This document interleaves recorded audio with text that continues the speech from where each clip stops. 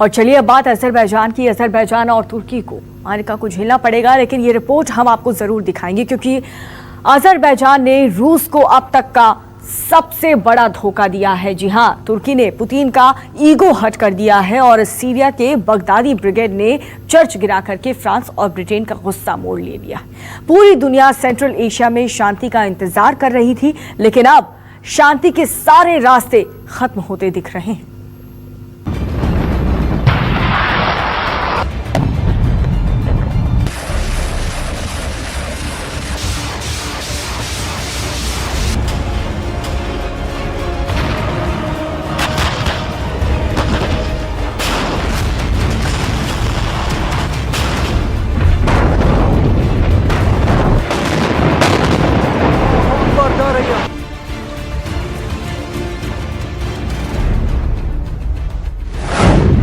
बारह बजे युद्ध विराम। 12:05 पर फिर जंग का ऐलान।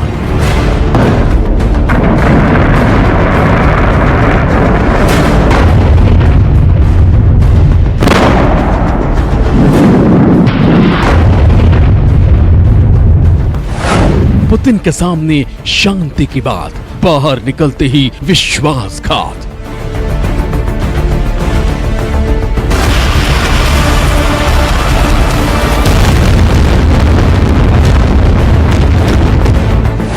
पुतिन के आगे शांति की शपथ, बाहर निकलते ही अग्निपथ।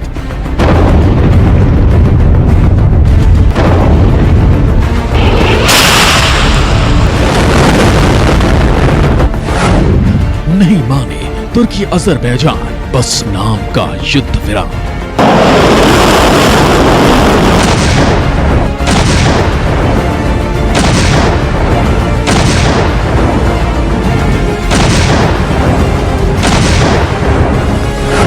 रूस की एंट्री कंफर्म, विश्व युद्ध में शकुनी कौन?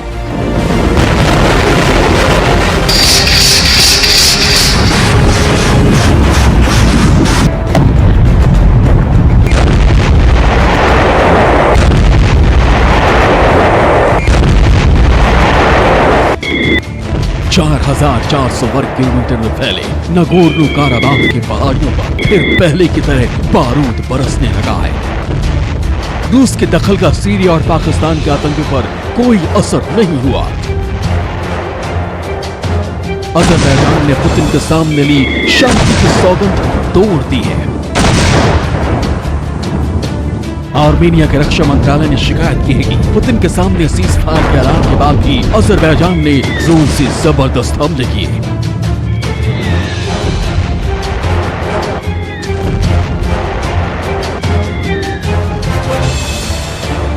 आर्मेनिया के रक्षा मंत्रालय के सचिव शोशन स्टेपनीन ने अब से कुछ देर पहले ट्विटर पर लिखा है, आर्मेनिया की डिफेंस आर्मी दक्षिण की तरफ दुश्मन के हमलों को रोक रही है। अजरबैजानी एयरफोर्स हैट्रेड शहर में आग बरसा रही है। अजरबैजान का रक्षा मंत्रालय झूठा दावा कर रहा है कि आर्मेनिया की सेना ने टाटर और अगदम इलाके में गोलाबारी की है।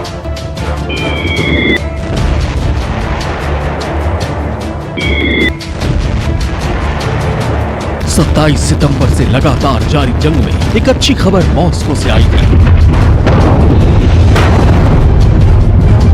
लगा था कि अब युद्ध रुक जाएगा, सेंट्रल एशिया में कुछ शांति होगी,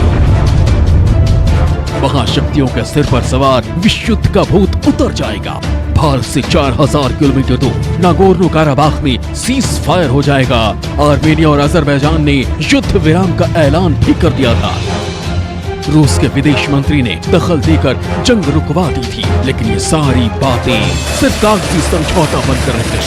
जंग में उतरे कुछ शकुनियों ने अपशकुन कर दिया।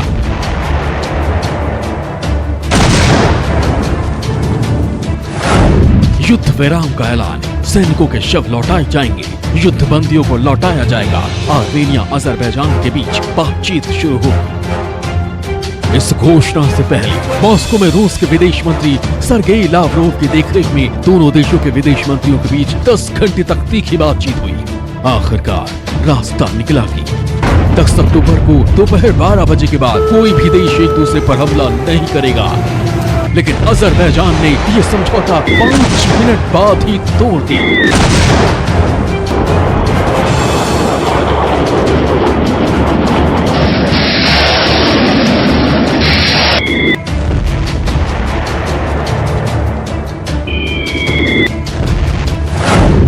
10 अक्टूबर 12 बजे मानवीय उद्देश्यों के लिए घोषित संघर्ष विराम को अनदेखा करते हुए अजरबैजान की वायुसेना ने 12:05 पर करखन बेली नाम के इलाके पर हमला शुरू कर दिया। नागोर्नो काराबाख की डिफेंस आर्मी दुश्मन के हमलों को रोकने के लिए जरूरी कदम उठा रही है। वो टर्की तो ये कह रहा है ये पीस डील जब भी कोई फायदा है जब तक अगर इसको आर्मीनिया छोड़ दे बिल्कुल नागोर्नो काराबाख को, सारे टेरिटरी वापस आ जाए अजरबैजान के पास, तभी सीज़ फायर का कोई मायने है, नहीं तो हम इस सीज़ फायर को मानने को तैयार नहीं है। और अज़ेरी लोग भी वहाँ के कह रहे हैं कि हम तो ये अपनी टेरिटरी वापस चाहते हैं ये नागोर्नो काराबाख की, और जब तक ये हमारे पास वापस नहीं आती हम लड़ाई नहीं बंद करेंगे। तो ये साथ में वहाँ पे प्रॉब्लम चल रही है।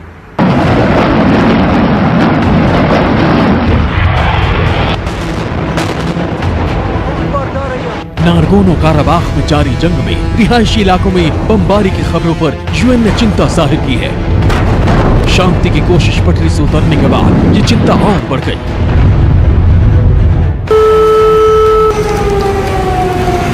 सोवियत संघ का हिस्सा रह चुकी आर्मेनिया और अजरबैजान नागोर्नो काराबाख के इलाके को लेकर 1980 के दशक में और 1990 के दशक के शुरुआती दौर में भी बहुत खून बहा चुके हैं।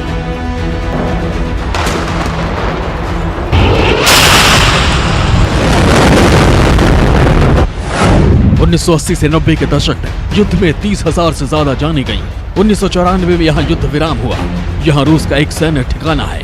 तुर्की खुलकर अजरबैजान का समर्थन करता है। अब सवाल ये उठता है कि जब अजरबैजान और आर्मेनिया सीज फायर के लिए तैयार हो गए थे तो वो कौन है जो इस युद्ध को रुकने नहीं देना चाहता?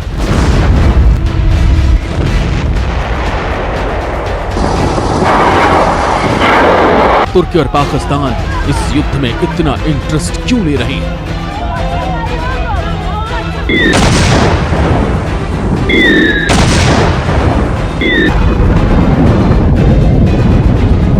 जैसे ही 27 सितंबर से युद्ध चालू हुआ, दुनिया भर के मुस्लिम लड़ाके Pakistan, Afghanistan, Iraq, Syria, Libya से तुरंत अजरबैजान पहुंच गए अपने मुस्लिम भाइयों की मदद करने के लिए।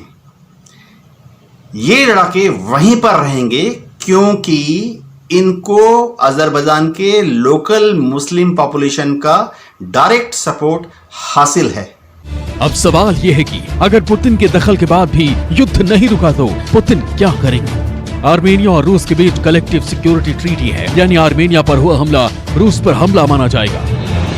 अब तक पुतिन खामोश थे क्योंकि ये युद्ध आर्मेनिया की जमीन पर नहीं लड़ा जा रहा था, लेकिन अब आर्मेनिया तक मिसाइलें दागी जा रही हैं।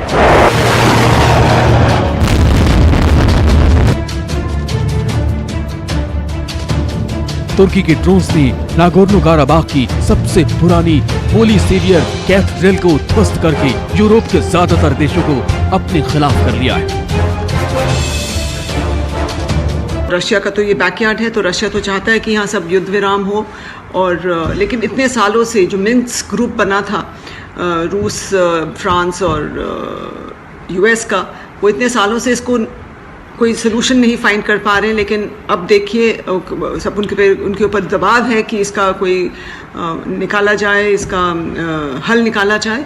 अजरबैजान कहता है हमें ये वापस चाहिए, ये हमारे पास आना चाहिए, इसको वेकेट करिए, और आर्मीनिया कहता है ये हमारा हिस्सा है, हम ये या तो इंडिपेंडेंट रहे या हमारा हिस्सा बने। तो इसका कोई अंत नज़र नहीं आ रहा है। आगे आपको बताएंगे कि अगर युद्ध रुका तो $18,000 की सैलरी लेने वाले सीरिया और लीबिया के आतंकी क्या करेंगे।